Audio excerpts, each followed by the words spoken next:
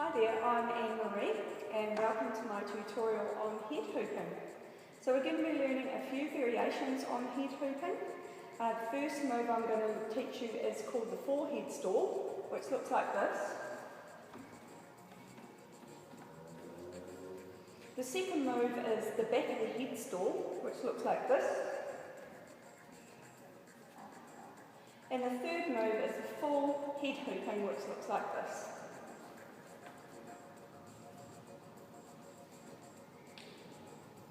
Now, I've had quite a few requests on Instagram for tips on head hooping, and it is one of my favourite moves. I find that it has a very meditative quality to it. Once you get it going, once you get it spinning around your head, it just feels really good. And the other thing about head hooping is that once you are comfortable with it, it actually frees the rest of your body to do other things. So for example, a hoop spinning around your head, and you can do whatever kind of moves you want with the rest of your body. Now I was never taught to head hoop, and as far as I know there are no other tutorials on YouTube specifically for head hooping. So I learned in a very organic kind of way, just through trial and error. And it did take a bit of practice before I got comfortable with it. So what I'm going to be teaching you here is just what worked for me. So feel free to experiment and try things your own way. And obviously if you have anything that you need clarifying or you have any questions, please feel free to leave them in the comments. Okay, so we'll start off with forehead stalling. Now, first of all, quick word about hoops. I recommend you don't use your biggest, heaviest hoop for this, simply for the fact that the hoop is going to be rolling around your head, which is a part of your body that doesn't usually have a hoop on it, and so it may end up being a little bit painful. I'm using here a 37-inch Polypro. You don't have to use Polypro, but I do recommend you use a kind of mid-size hoop. Okay, so with forehead stalling, now it's quite easy to get into. You simply hold the hoop up to your forehead like this. You want to lift your forehead up. You don't want it straight. You want to lift it towards the ceiling. And the hoop is going to sit above your eyebrows. Okay? It's going to be like this. Now the trick to this move is the speed in which you spin, and this is where it will be a bit of trial and error. So, and it also depends on the size of the hoop that you're using. Now just a little warning about these moves is that they can make you a bit dizzy, so practice them in moderation, and if you feel yourself getting uncomfortably dizzy, then by all means take a break and try something else. So, with forehead stalling, we simply hold the hoop up to our forehead, tilt our forehead up, let go, and start spinning. Then we're going to go on to the back of the head stalling. Now this is the same but different. So again, it is going to depend on the size of your hoop as to how fast you're going to turn. However, with this, you're going to actually tilt your head down slightly. And I find that the hoop tends to rest kind of on the bump at the back of my head, fairly low down. So like this. Now these two moves do go together. And I find that normally I wouldn't go straight into back of the head stalling. I normally start off in forehead stalling and then let the hoop roll around the back of my head. So like this.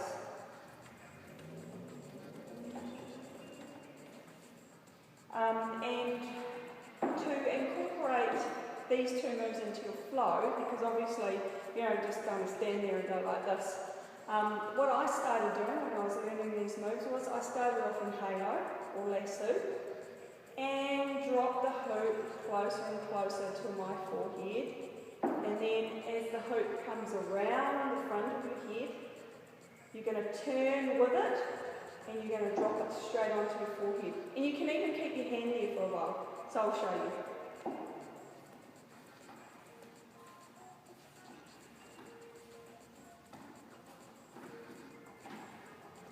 like that. So then what we're going to do is put those two moves together to create head hooping. Now the movement for head hooping is actually a wobble. Your head's going to wobble like this.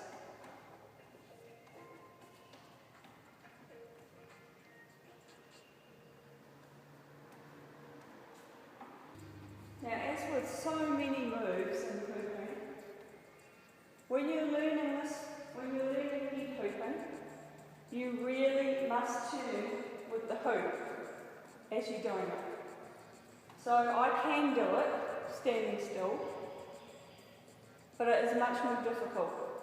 And I have to wobble my head at a much faster rotation. So I hope you can see here, oops, how I'm wobbling my head.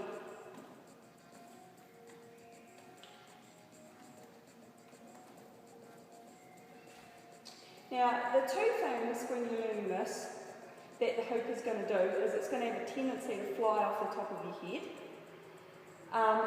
or it is going to drop down onto your face and your neck. And when you're head hooping, you do want your head to be reasonably straight, so you don't want it tilted up or down. And the hoop is going to roll again above your eyebrows, but more towards the top of your head at the back.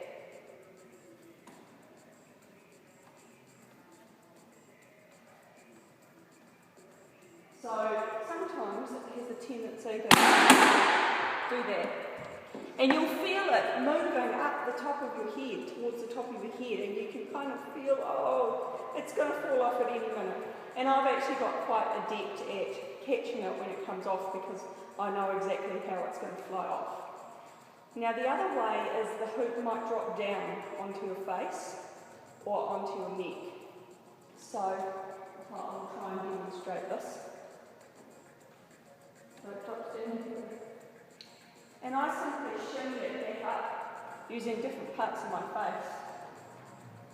That's down here.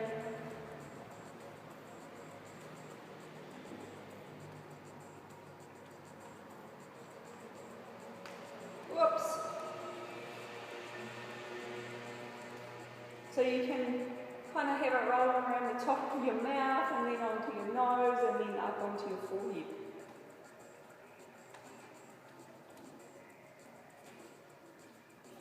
And then it's easy to lift up the top of your head.